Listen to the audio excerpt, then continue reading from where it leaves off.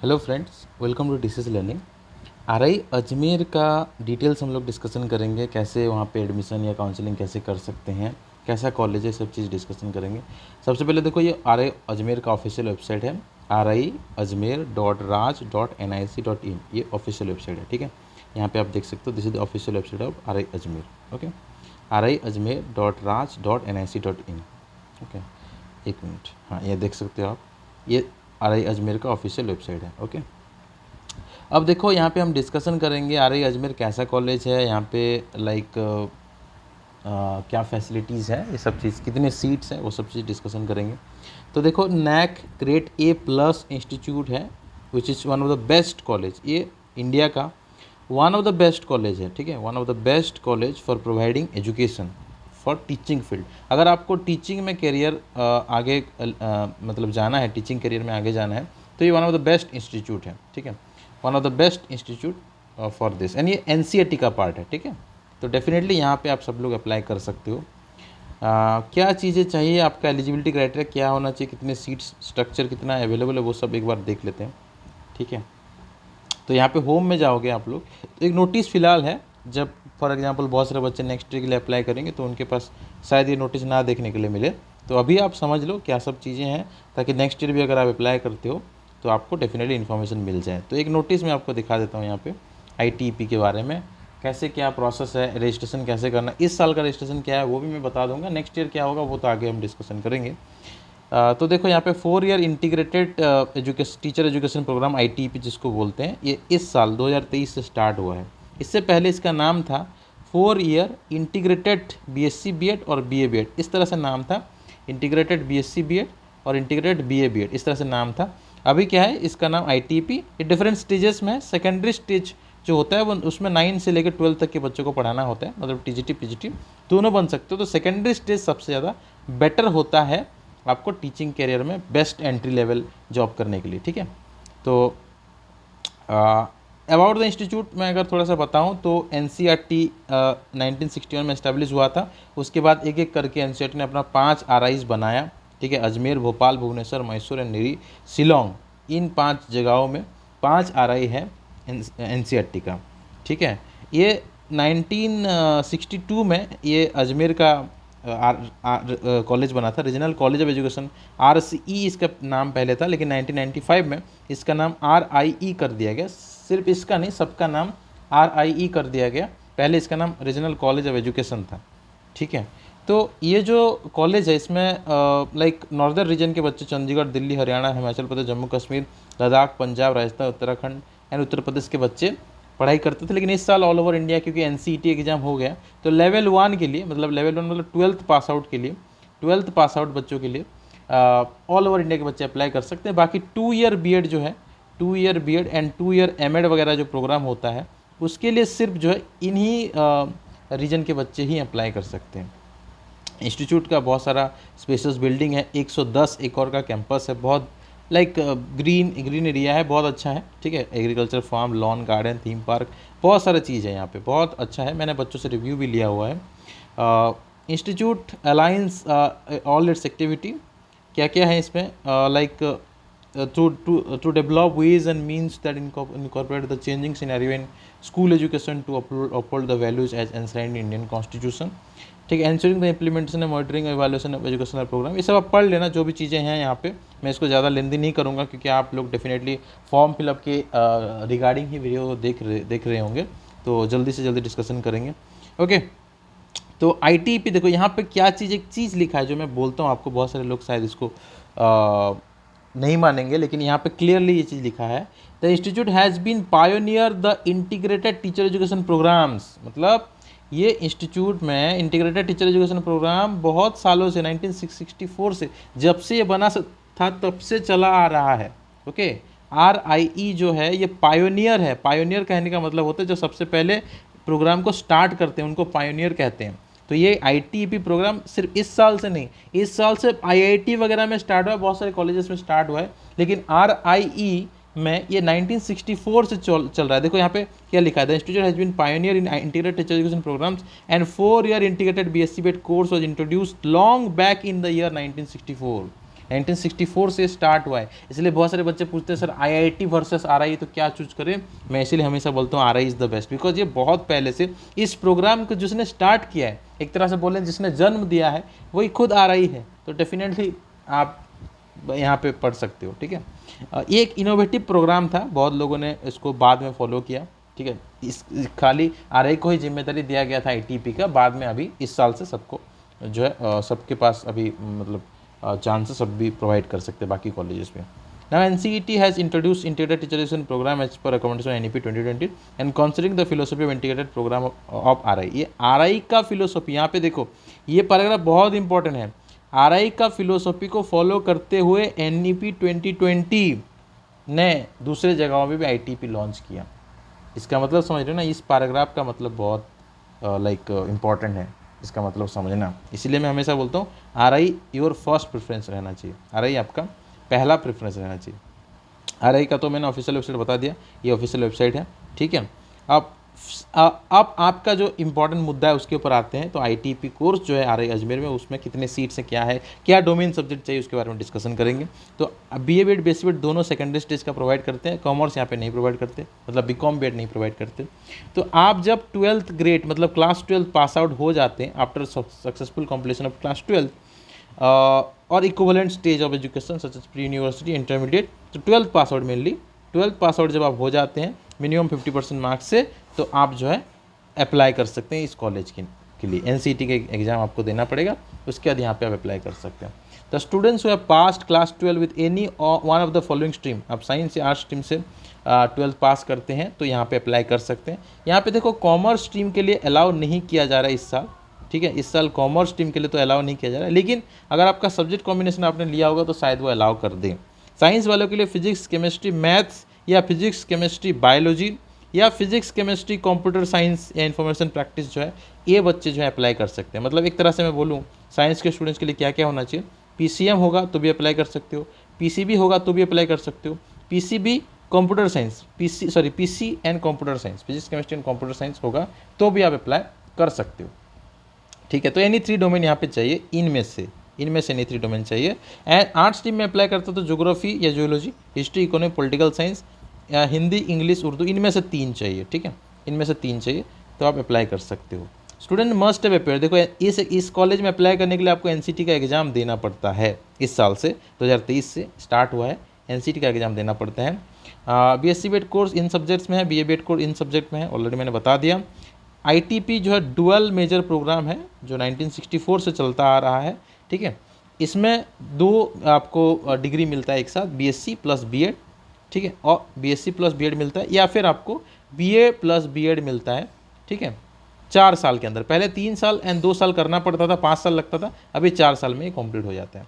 ठीक है, पहले मतलब RI में तो 1964 से ये चीज़ चलता आ रहा है, मतलब 4 साल के अंदर BA BEd BSc BEd complete होता है, बाकी जगह पे 5 साल लगता है, यहाँ पे 4 साल में हो जाएगा। The student seeking admission in any of the above major disciplinary major in ITP must have appear the respective domain. देखो अगर आपको कोई सब्जेक्ट चूज करना है डिसिप्लिनरी मेजर, मतलब आपको किसी सब्जेक्ट में ऑनर्स या मेजर चूज करना है, तो आपको वो डोमेन सब्जेक्ट भी होना चाहिए NCET के एग्जाम में। मान के चलो आपको फिजिक्स में टीचर बनना है, मतलब फिजिक्स पढ़ाई करना चाहते हो, BSc BEd फिजिक्स ऑनर्स में या फिजिक्स मेजर में करना चाहते हो, तो आपका NCET के डोमेन सब्जेक्ट में फिजिक्स एक सब्जेक्ट होना चाहिए, तभी आप अप्लाई कर सकते हो। ए स्टूडेंट में apply for admission in more than one major में आप अप्लाई कर सकते हो अगर आपने NCET में उन पेपर को का एग्ज़ाम दिया था तो। ठीक है, आपका जो कैंडिडेचर होगा it will be completely based on the merit list जो निकलेगा रिस्पेक्टिव मेजर में, उसके अकॉर्डिंग आपका एडमिशन हो सकता है। ठीक है, NCET का टोटल स्कोर यहाँ पे जो है काउंट किया जाएगा, जो 7 सब्जेक्ट है 4 सेक्शन में डिवाइडेड है, उसका टोटल स्कोर आउट ऑफ 640 जितना आपने लाया है उसमें से आपका जो है एक कट ऑफ निकलेगा और वहाँ पे एडमिशन होगा। ठीक है, उसके बाद ये पे कैंडिडेट इज एब्सेंट, अगर NCET एग्जाम में आप एब्सेंट थे तो आप जो है इस कॉलेज में एडमिशन नहीं ले सकते। NCET एग्जाम मैंडेटरी है इस कॉलेज में एडमिशन लेने के लिए। The students are required to give their choice of disciplinary major and in order of preference. आपको आई थिंक 3 सब्जेक्ट में से प्रेफरेंस आपको चूज करना होगा, पहले कौन सा लेना चाहते हैं, दूसरा कौन सा लेना चाहते हैं, तीसरा कौन सा लेना चाहते हैं।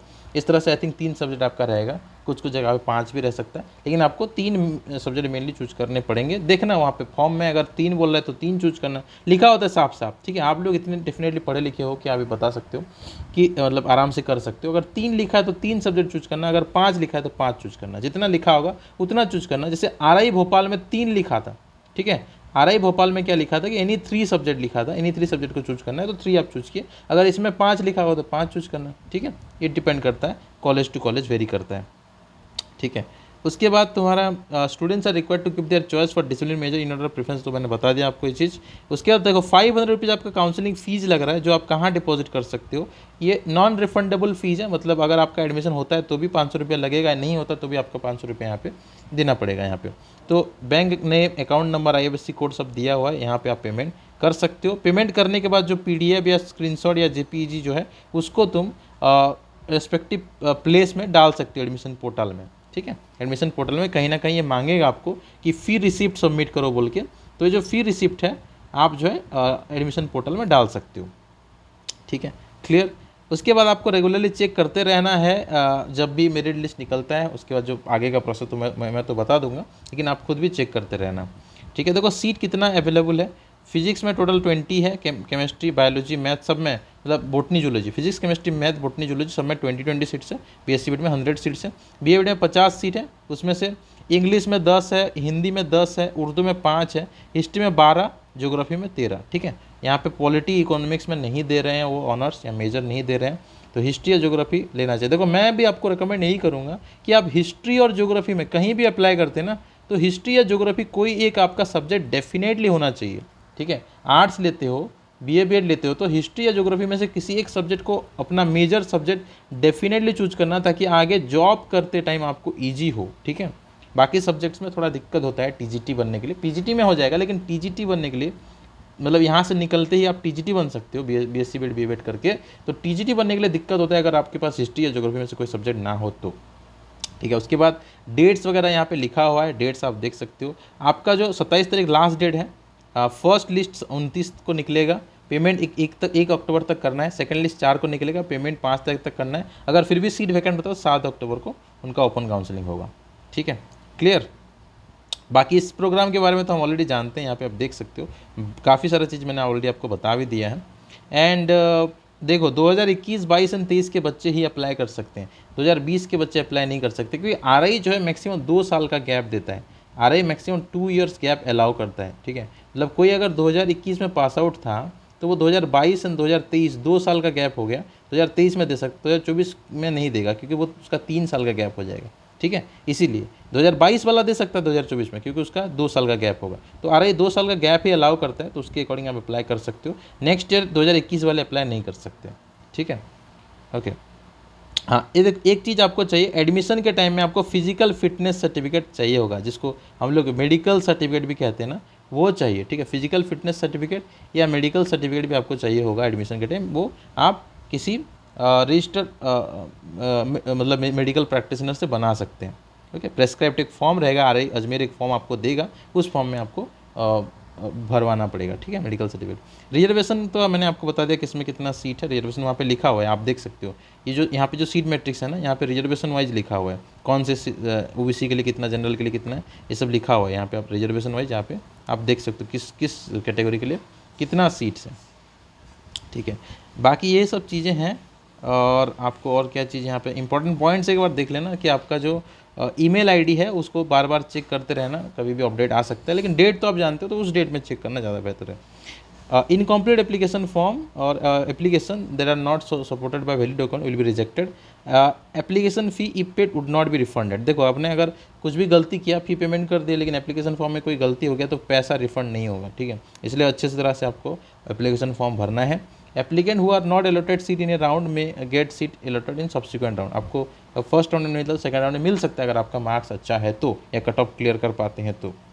बाकी चीज़ें कॉमन है। पेमेंट आप credit card, debit card, net banking, UPI के थ्रू कर सकते हो, आपको दिया गया है डिटेल्स कहाँ पेमेंट करना है, ओके। उसके बाद सीट मैट्रिक्स तो मैंने ऑलरेडी आपको बता दिया, सीट मैट्रिक्स कितना है क्या है। और आपको वो जो ओबीसी सर्टिफिकेट वगैरह जो आपको चाहिए ईडब्ल्यूएस सर्टिफिकेट, वो 1 अप्रैल 2022 के बाद का होना चाहिए, आफ्टर, ठीक है, इस डेट का बाद का होना चाहिए। तो इसका भी ध्यान रखना, नहीं है तो बना लेना, ठीक है, नहीं है तो बना लेना। ओके, बाकी पीडब्ल्यूडी सर्टिफिकेट, ओबीसी सर्टिफिकेट सबका फॉर्मेट वगैरह दिया हुआ है, इस फॉर्मेट के अकॉर्डिंग आपका होना चाहिए। कुछ बच्चे पूछते हैं कि सर पूरा इसी फॉर्मेट को इसको प्रिंट आउट करके निकालने क्या, नहीं, आपके जो सर्टिफिकेट उसमें इस तरह का लिखा होना चाहिए, ये वर्ड जो है, ये चीज़ें लिखा हुआ होना चाहिए, ओबीसी सर्टिफिकेट में ये चीज़ें लिखा हुआ होना चाहिए। तो ये फॉर्मेट है, ठीक है, फॉर्मेट है, इसको कॉपी करके नहीं करना है, ये फॉर्मेट है, सर्टिफिकेट में रहता है ऐसा, ठीक है। उसके बाद तुमको क्या क्या चीज़ें चाहिए, डॉक्यूमेंट जो अटैच करना है एप्लीकेशन फॉर्म में, तो आधार कार्ड का front page, 10th 12th certificate, 10 marksheet, NCT का स्कोर कार्ड, एक डिक्लेरेशन फॉर्म है लेकिन वेबसाइट के अंदर नहीं दिया है, ठीक है, वेबसाइट के अंदर ये चीज़ नहीं दिया है, नॉट प्रेजेंट द वेबसाइट, तो आप ईमेल करना, ठीक है, आप सब लोग मिल के ईमेल करना, सब लोग इंडिविजुअली ईमेल करना, ठीक है, सब लोग इंडिविजुअली ईमेल करना, ताकि ये डिक्लेरेशन फॉर्म जो है वो एक डाल दें ऑफिशियल वेबसाइट में, एक डिक्लेरेशन फॉर्म डाल दें, तब आप इसको दे सकते हो। तो डिक्लेरेशन फॉर्म तो फिलहाल नहीं मिला मुझे, डिक्लेरेशन फॉर्म मिलते हैं मैं शेयर कर दूंगा, आप लोग ईमेल करना इंडिविजुअली, अपने एनसीटी का रोल नंबर वगैरह बता के मेल करना, ताकि जेन्युइन कैंडिडेट को वो भेज देंगे। डिक्लेरेशन फॉर्म भी आपको सबमिट करना पड़ेगा, एनसीटी का क्वालिफाइंग एग्जामिनेशन सर्टिफिकेट मतलब स्कोर कार्ड ही आपको सबमिट करना है। बाकी आपका कैटेगरी सर्टिफिकेट ओबीसी हो या एससी हो या जो भी आपको पीडब्ल्यूडी हो, तो वो सर्टिफिकेट आपको चाहिए। तो मेन आपको ये चीज़ें चाहिए, 6 ये हो गया, और उसके बाद आपको कास्ट सर्टिफिकेट, 7 चीज़ें आपको चाहिए। एक फ़ी रिसिप्ट भी आपको चाहिए होगा, ठीक है, उसका डेफिनेटली कोई जगह होगा वहाँ पे आपको डिपॉजिट करना है। तो 7-8 डॉक्यूमेंट आपका चाहिए यहाँ पे, ठीक है, इन डॉक्यूमेंट्स को आपको अटैच करके वहाँ पे देना पड़ेगा। फ़ी भी एक बार देख लो कितना आपका फ़ी है, 35,000 फॉर हॉस्टलर, ये 1 साल का फ़ी है पर एनम, इसमें मेस फीस इंक्लूड नहीं है, ठीक है, इसमें जो है मेस फीस इंक्लूड नहीं है, तो मान के चलो लगभग 50 to 60,000 लग सकता है मैक्सिमम, 50 to 60,000 पर ईयर लग सकता है। तो ये तुम्हारा जो कॉलेज का फ़ी है, कितना आपका फ़ी लगेगा कॉलेज का, और आई थिंक ये इसमें फर्स्ट मतलब सेमेस्टर का मेस फी रह सकता है, ठीक है, डिपेंड करता है कितना है, लेकिन आपको इतना अमाउंट स्टार्टिंग में नहीं देना है, 2 इंस्टॉलमेंट में पे करना है, मतलब 17,000 समथिंग जो है आप यहाँ पे स्टार्टिंग में पे कर सकते हो, ठीक है, जितना अमाउंट वहाँ पे बोलेंगे पे करते हैं उतना अमाउंट आपको पे करना है। तो RI ज़्यादा कॉस्टली नहीं है, अफोर्डेबल है।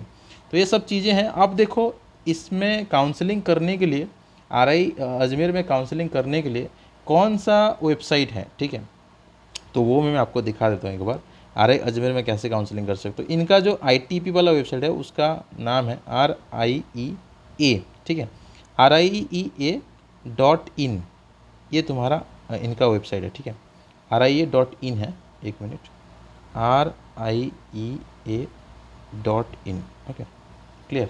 तो ये तुम्हारा वेबसाइट है, इसमें कैसे करना है देखो, ये तुम्हारा ऑप्शन दिया हुआ है, जैसे आप RIE.in आप गूगल पे टाइप करते हैं तो आपको ये वाला वेबसाइट देखने के लिए मिलेगा, RIE.in/index.aspx।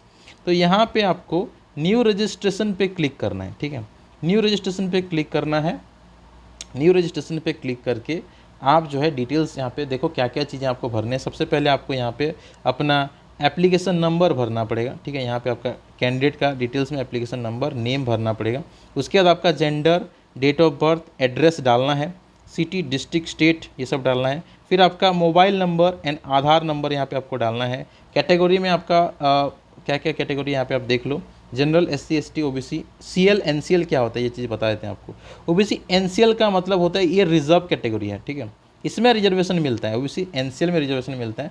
NCL में I think 8 lakh I think कोई अमाउंट रहता है, 8 लाख से कम वालों को NCL में मिलता है। जिनका सैलरी, जिनका पेरेंट्स का सैलरी या फैमिली इनकम 8 लाख से ज़्यादा उनको रिजर्वेशन नहीं मिलता। CL OBC CL मतलब होता है ये जनरल होता है, ठीक है, OBC CL जनरल कैटेगरी माना जाता है, ठीक है। तो अगर आप CL NCL में कंफ्यूज मत होना, अगर आपके पास OBC सर्टिफिकेट है इसका मतलब आप NCL कैटेगरी से बिलोंग करते हो, रिजर्वेशन आपको मिलेगा 27% रिजर्वेशन मिलेगा। गलती से CL कर दिए ना तो आपको जनरल कैटेगरी में काउंट कर दिया जाएगा, इसीलिए ध्यान से देखना है, NCL ही करना। मैं भी जब 12th क्लास में आपके टाइम में था तो मैंने भी गलती किया था एक बार, ठीक है, जिसकी वजह से मेरा एक बहुत प्रेस्टिजियस कॉलेज में सिलेक्शन नहीं हो पाया था, ठीक है, तो बहुत बुरा लगता है वो सब चीज़ें, आपका कोई गलती ना हो। ओके, तो कोर्स में BSc BEd BA BEd type करना, ठीक है, जो भी आपका है। पासवर्ड एक चूज करना, इन कन्फर्म पासवर्ड में चूज करके फिर जो है रजिस्टर करना। आगे तुम्हारा जैसे मैंने आपको बोला और क्या क्या चीज़ मांग सकता है, आपको और डिटेल्स कुछ लेगा, आपका 10th का डिटेल्स ले लेगा, 12th का डिटेल्स लेगा, और आपको जो है सब्जेक्ट प्रेफरेंस मांगेगा। ये सब चीज़ जो है आप आराम से कर सकते हो, सब्जेक्ट प्रेफरेंस मांगेगा, फिर लास्ट में पेमेंट आपको जगह पेमेंट तो आप तो लाइक बैंक अकाउंट या यूपीआई के थ्रू भी कर सकते हो। पेमेंट वगैरह करके जहाँ पे फी रिसिप्ट बोलेगा वहाँ पे फी रिसिप्ट आप डेफिनेटली जो है सबमिट कर देना। ये सब तुम्हारा प्रोसेस है, इसको आराम से कर सकते हो, लेकिन कहीं पे कोई भी दिक्कत होता है तो डेफिनेटली मुझे जो है आप ईमेल करना या कमेंट करना, मैं आपको बता दूंगा। कमेंट सेक्शन में कमेंट करना, मैं आपको बता दूंगा, ठीक है।